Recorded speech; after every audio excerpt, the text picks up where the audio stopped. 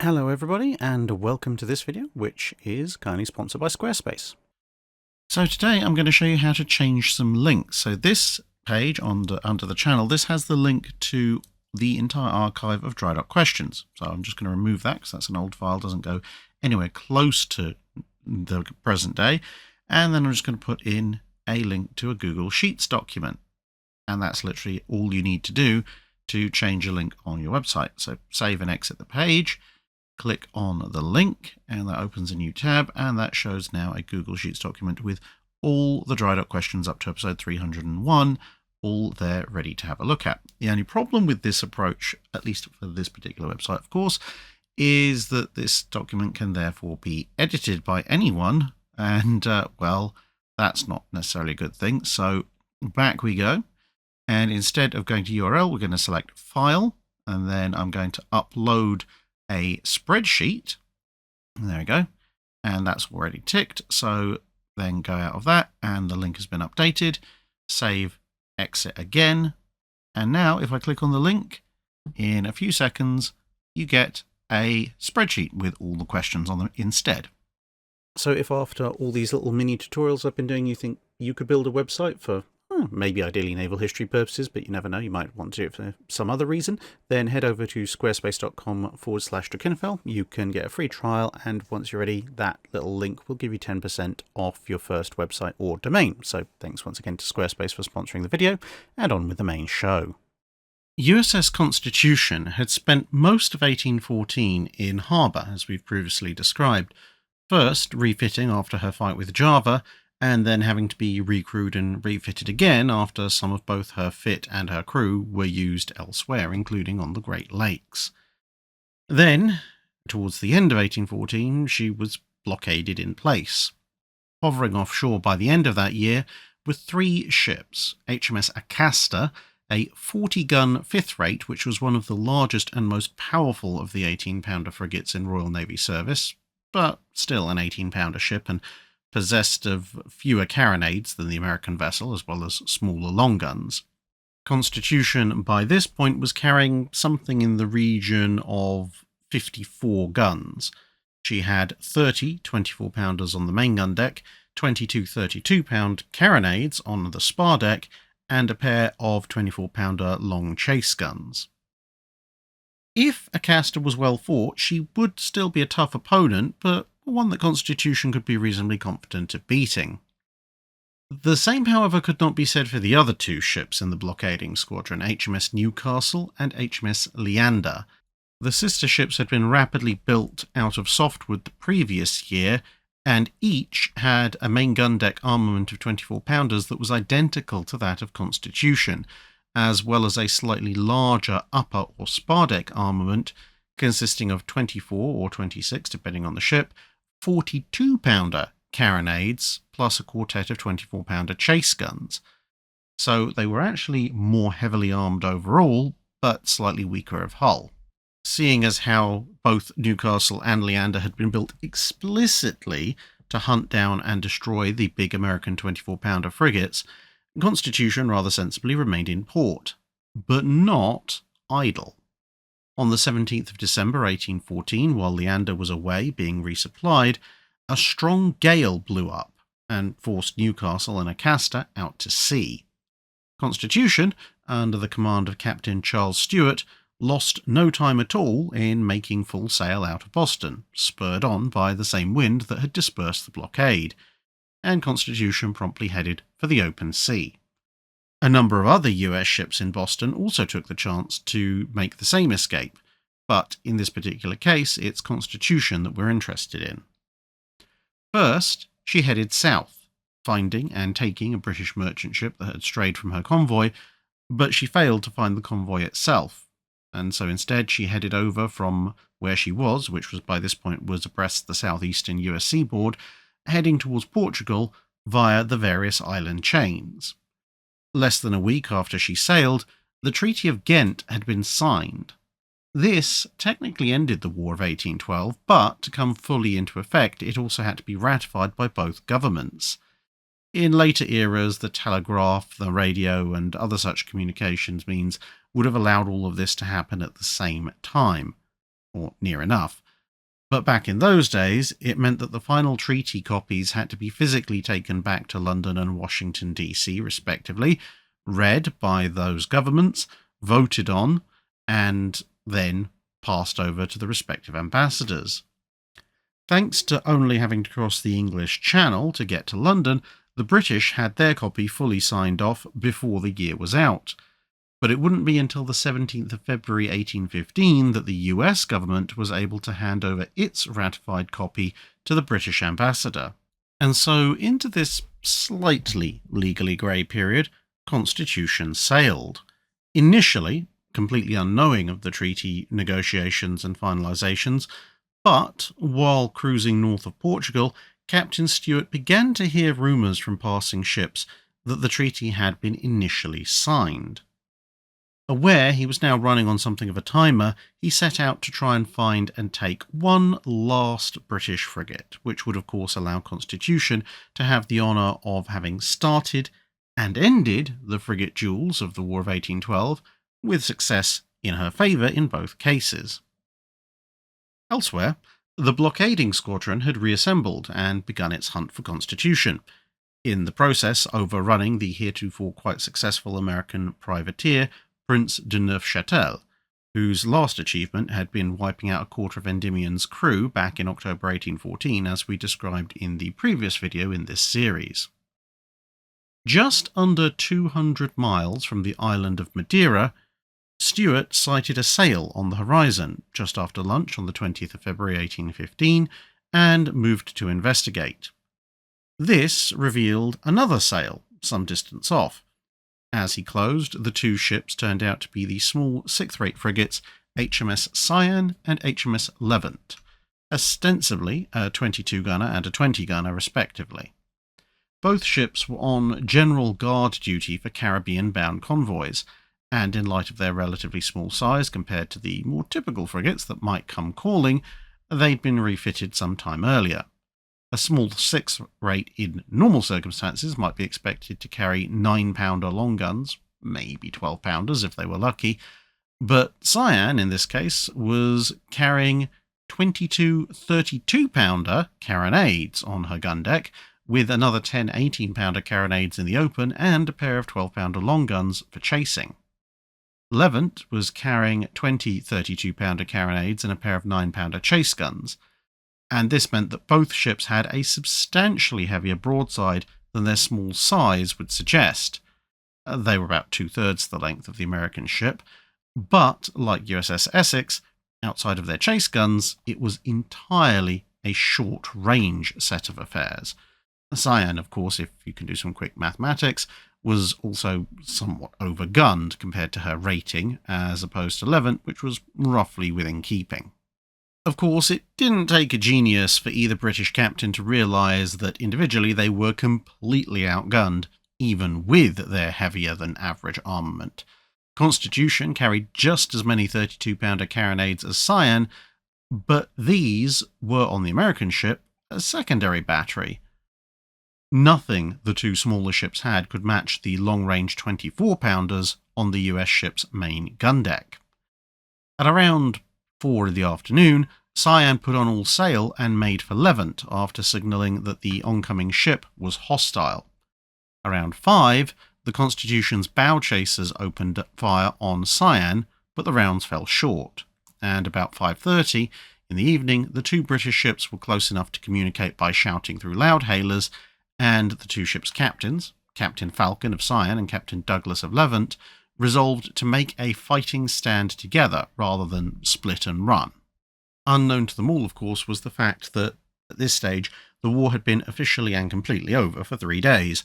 But in any case, the two smaller vessels tried to hold off the action until nightfall, reasoning that, in the hours of darkness, long-range fire would be more difficult to hit with, and their smaller and potentially more agile ships might therefore be able to get in close, where their carronades could actually do some damage.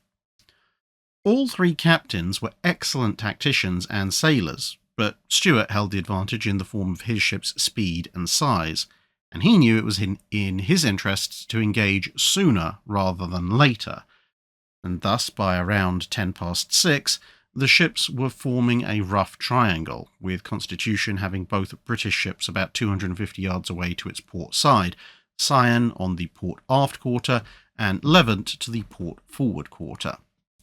All sides had hoisted their colours, and a general exchange of broadsides commenced. Thanks to the peculiarities of the wind, which was off the starboard aft quarter, a large amount of smoke then built up off Constitution's port side. This was made up largely of her own gun's discharge, which was keeping pace with the ship and obscuring her targets. Gradually, the firing died away as nobody from the main deck gunners all the way up to the Marines and the fighting tops had any idea where the British had gone. The silence revealed that the two enemy frigates had also ceased fire, presumably for the same reason. It had been about 15 minutes since the furious gun action had begun, but now it was quiet. Too quiet. And Stuart sensed something was badly wrong. The sun had set and the moon had risen, but he had the crew keep a sharp eye out as the smoke cloud, without any more smoke being fed into it, gradually faded. It turned out Stuart's instincts were absolutely spot on. About 3 minutes later, as visibility improved, the British were revealed to have enacted a plan which, if only they'd had a few more minutes, or perhaps Constitution had opened up with one more speculative broadside and thus refilled the smoke barrier, might well have succeeded. Cyane had turned and was making her best speed to cross Constitution's stern at point-blank range, unleashing a powerful raking salvo as she passed. Levant, a little further ahead, was in the process of making her own turn to repeat the tactic, but with a bow-raking broadside. Sending a hasty broadside at the Levant, which was in her portside arc of fire, Constitution rapidly furled her sails and set others full aback, slowing quickly. This allowed the US ship to, relatively speaking, drop back, so now Cyane, instead of passing her stern, was heading straight for her. The larger ship obliged with a full broadside from what was now a bow-raking position, which forced Cyane to come about for an unfavourable but still very fierce point-blank exchange of gunfire. But Constitution couldn't take advantage of this situation for too long. Levant was still bearing to come across her bows, and so the American ship now reset her sails, shot ahead of Cyane, and turned to port, passing between the now shattered Cyane and the still active Levant, coming past the latter's stern and raking her in turn. Levant bore off to try and regain its composure, and Constitution continued in its turn to come back past Cyane on the port side. Seeing his ship about to be thoroughly demolished at 50 yards, Captain Falcon struck his colours. Stuart quickly sent a prize party over by boat as Constitution wheeled back round to attain her former position. But there was no time to rest on laurels, as out of the darkness came Levant, which had circled back around to try and help. She ended up passing Constitution starboard to starboard and exchanging broadsides, but seeing Cyane out of action, Levant realised the game was up and turned to escape, but then got raked via the stern for her troubles. Levant tried to press on into the darkness, but Constitution took up a pursuit, and under steady fire from the bow chasers, Levant surrendered in her turn just before 10 o'clock. By just after midnight, Constitution was sailing with her two prizes manned and underway. Constitution had actually taken more hull damage in this engagement than when she'd fought either Guerriere or Java, but casualties as a whole were quite light. Constitution had 3 killed, 3 wounded mortally, and 9 more wounded but recovering, and the Cyane had 12 dead and 26 wounded, whilst Levant had 7 dead and 16 wounded.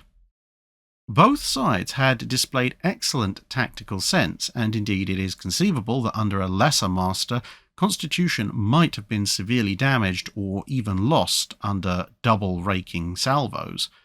But Stuart's instincts had allowed him to turn the tables on the covert British manoeuvre and thus bring him victory. Stuart now decided to head south. There were reports of another small British frigate heading that way with a cargo of money and gold aboard. These turned out to be incorrect, but he didn't know that at the time. And on the 10th of March, he arrived at Porto Praia on the Cape Verde Islands, which were under Portuguese control.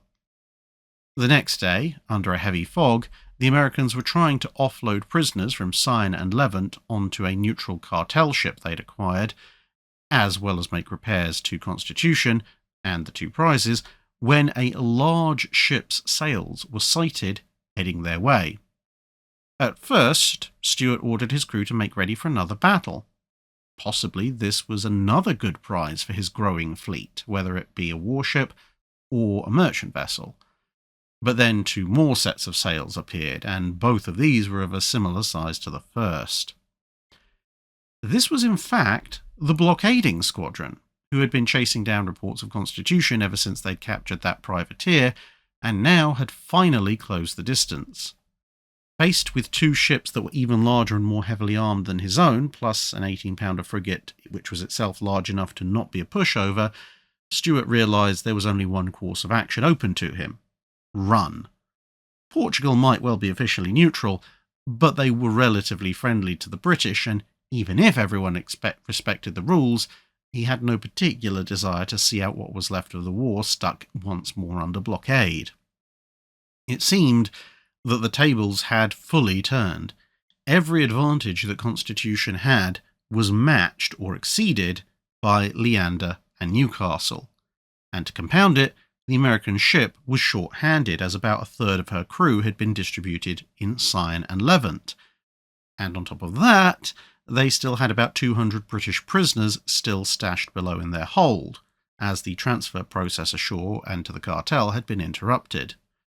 Morale aboard Constitution plummeted in some quarters, and even while the chase was on, a few of the American officers were seen heading below to secure their possessions against being stolen in what they saw as an inevitable looting by British sailors in the next few hours.